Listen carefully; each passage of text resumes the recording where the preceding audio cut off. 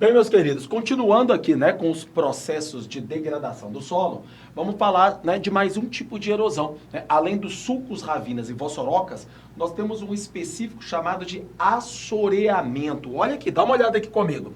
Primeira coisa, o que é o assoreamento? Gente, o assoreamento é o depósito de solo na calha fluvial. Perfeito?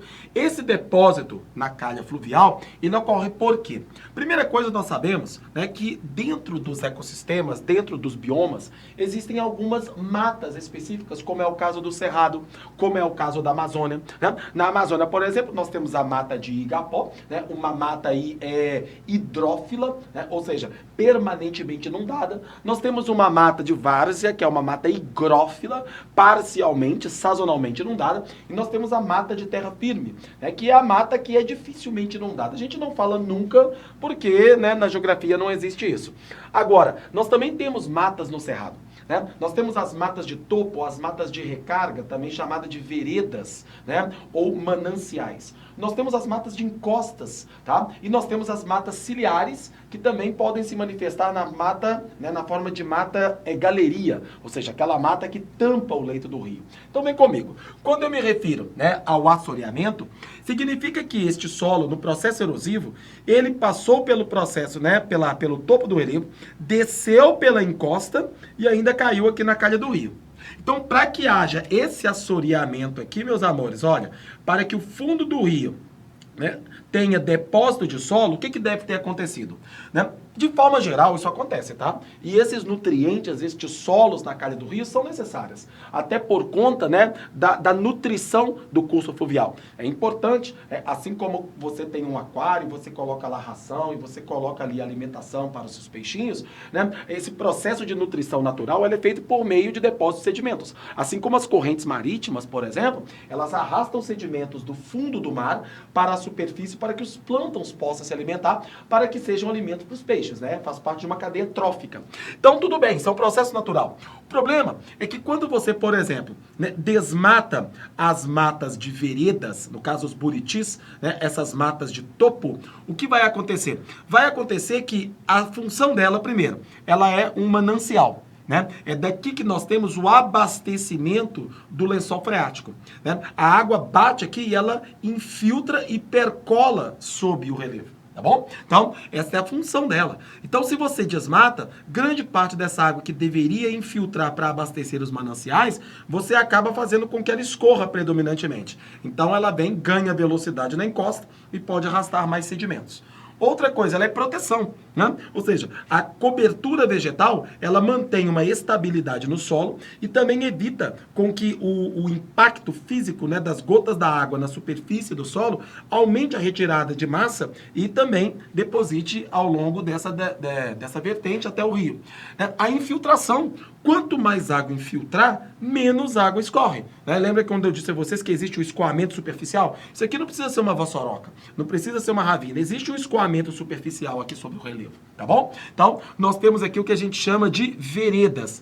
Agora, junto das veredas, nós temos também uma mata que chama-se mata ciliar. Eu coloquei só de um lado, né, pra gente não tampar o desenho, mas ela funciona como cílios. Imagina aqui, ó, eu tenho um rio, então vamos colocar aqui, eu tenho um curso de um rio, aí, ó, então eu vou ter aqui um curso de um rio, e em torno desse rio, nós temos vegetação, ó. Então, eu tenho árvores aqui, né? Eu tenho árvores ao longo do meu leito do rio. Então, essas árvores, elas acabam sendo os cílios do meu rio. Imagine que os rios aqui, ó, eles são nada mais, nada menos do que os olhos. Ah, Sidney, então é por isso que chama mata ciliar, é por isso que essas matas aqui, ó, são chamadas de mata ciliar. Então tá aqui, mata ciliar, mata ciliar. Agora, quando que ela fica galeria? Quando você não consegue ver o leito desse rio. Se você não consegue ver o leito do rio, meus amores, ela passa a ser uma mata galeria, ou seja, vira um túnel, né? Vira uma galeria mesmo. Ah, agora entendi. Então tá beleza. Olha aí. Então, o rio, ele vai correr, né, por aqui. Então esse rio vai correr aqui, ó.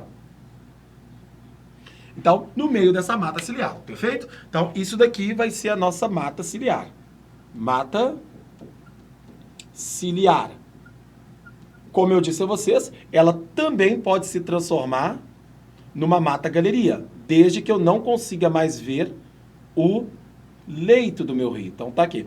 E o assoreamento, gente? O assoreamento, ele é quando essa mata também é desmatada. Então, ou seja, o solo passa por ela e cai aqui. Então, você concorda comigo que existe um trabalho concomitante dessas duas matas? Sem contar que tem uma mata aqui, ó, que é a mata de encostas. Mas aí, como eu já citei essa mata lá no processo de erosão, né, então eu retirei ela desse desenho. Mas aqui ainda tem uma outra mata que contribui também para minimizar o processo de assoreamento. Ou seja, então eu posso tudo estar junto. Eu posso ter lá o sulco, a ravina, a vossoroca e o solo ainda cair dentro do rio, tá? Então, o assoreamento é o destino final desse rio, né? É um solo que é aluvial, né? Ou seja, ele escorreu, ele saiu da sua origem, escorreu por um curso hídrico e caiu aqui dentro do rio, tá bom? Então, e essa mata, qual é a função dessa mata? Estabilidade, para que essas margens não despenquem, né? Não caiam.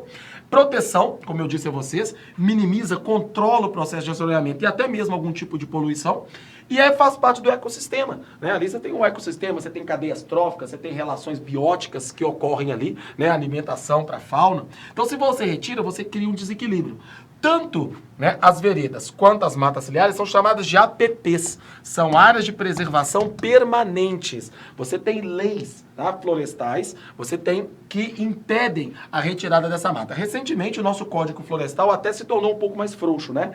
Era de em torno de 3 metros, de 30 metros, né, a margem preservada pela mata ciliar. Hoje, ela não passa de 15 metros, tá? Então, tem isso daí também. Então, diminuiu consideravelmente. Era 30 metros de um lado, 30 metros do outro. Hoje, nós estamos falando aí de matas de apenas 15 metros de largura para cada margem de rio. Diminuiu bastante, justamente para aumentar as áreas de produção agrícola, né, de pecuária, entre outras coisas mais. Tranquilo? Então, o que pode acontecer com o assoreamento? Primeiro, o assoreamento é um depósito físico, né, de rocha, de solo dentro do rio. Então, ele vai provocar o que a gente chama de enchentes.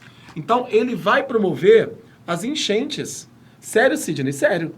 Então, você tem aqui as enchentes.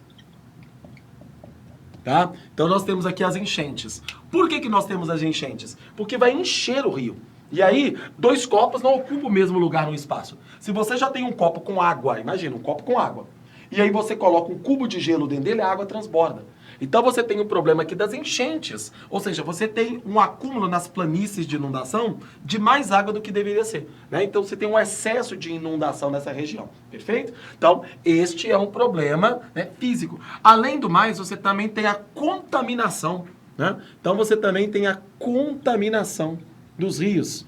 Contaminação dos rios. Você fala, Sidney, por quê? Gente, muito desse solo é carregado de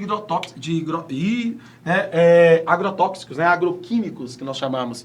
Então, esses agroquímicos podem precipitar junto, né? Descer junto com esse material, né? Com o solo, e contaminar quimicamente o rio. Então, você tem aqui, né?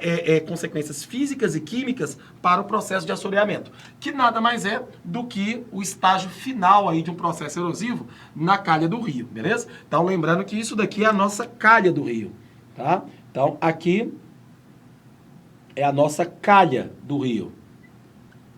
Então, calha do rio, tá bom? Então, tá aqui, ó, nossa calha do rio, que é aonde vai depositar o solo, o assoreamento. Perfeito? Meus amores, então, mais um processo de erosão aí, tá? Então, não se esqueçam, sulcos, ravinas, vossorocas e assoreamento, perfeito? Inclusive, podem estar intimamente ligados e integrados dentro de um macroprocesso, fechou? Tranquilinho? Na próxima aula, vamos falar um pouquinho agora das práticas de conservação deste solo, ok? Dá um print aí e até o próximo vídeo, galerinha.